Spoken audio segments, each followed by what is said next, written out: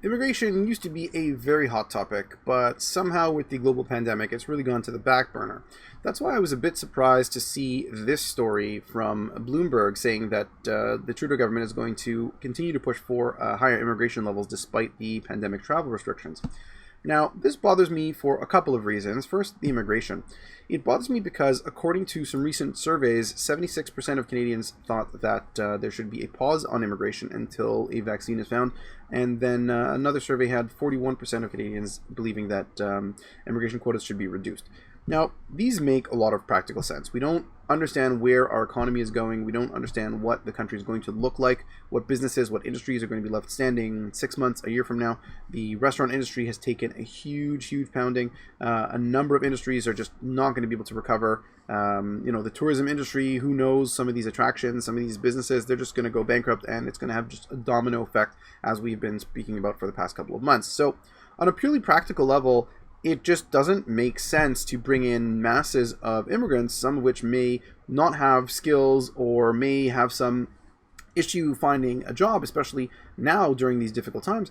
It doesn't make sense to bring in people who are not going to be able to fully participate in the labor force or fully participate in society because of the circumstance. And this has nothing to do with any particular type of immigrant for any particular region or anything like that. It's simply we have to deal with problems we have at home before we'd like to bring in more people, because we have some very serious problems. It's not just, we have to take care of the poor here before we bring in others. That's sort of cliche, might make sense, but really the entire country is teetering on a very delicate point. We've already been downgraded on our credit rating. The deficit is skyrocketing. There's just so much to consider here and to think about when you're talking about immigration. But the other part that really bugs me about the overall immigration story is a two-parter. And the first part is this. This is a story from USA Today where Justin Trudeau talks about the Canada-US border staying closed until America gets its COVID-19 response under control. Now, I understand that you don't want to bring in people from hotspots. You don't want them to infect Canadians. You don't want people to be hurt or killed, God forbid, until we get a vaccine, or maybe the US has that under control, which again is a very vague term, but fine, let's leave it there. But, on one hand, then you want to bring in immigrants possibly from the same countries which have very high COVID rates. So you want to bring in these people, and, I don't really know why there's sort of no issue with that one and a very high issue with this one. It bothers me even more because of this story. Tens of thousands of passengers connect from international flights to domestic flights before going into quarantine. So you fly in from another country, you have to make 2 or 3 maybe connections, and so you don't have to quarantine until you get to your final destination. Again, this one makes practical sense, and on the face of it, okay, I guess there's no problem. What can you do aside from maybe putting in some travel restrictions? But altogether, the story about increased immigration, the story about banning people from coming across the border, and the fact that we're still letting international travelers just go wherever they need to until they get to their final destination without quarantine, it really seems like the government is flying by the seat of their pants on a lot of these issues, and that is disturbing. And it's not just it doesn't just bother me because it's logically inconsistent, and I just don't like how it sounds, and you're holding 2 opposing views.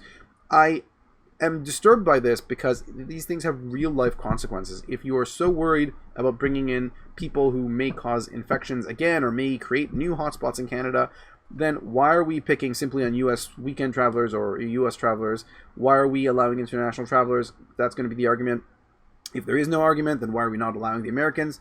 And in general, the immigration levels, not only because of COVID, but what are we going to do with the people who are here? What are we going to do with the economy? It's a very messy situation. Now, I don't know how much more there really is to say, because it's just the most confusing thing that I've seen come out of the government lately. And I think this is really a larger issue, that Canadians get a sense that something is just not right, something is off with the planning, and there seems to be no understanding of the larger issue of what it is that we're facing. And that, I think, is the worst thing for all Canadians, because when you start losing faith in the government's ability, and I don't mean the political, a lot of people have lost faith in the Prime Minister himself as having the ability to govern, but when you lose faith in the general government's response, and I'm talking about all departments, when you start losing faith because it seems like the experts are just getting it wrong and nobody seems to have any answer, when you lose faith in government, that is a terrible thing for society, and it could become very dangerous. So a lot of stuff to think about, a lot of stuff to worry about. Hopefully things will turn out for the best, but we're always watching. So again, for True North, I am Sam Eskenasi. Hopefully you enjoyed this video, and thank you so much for watching.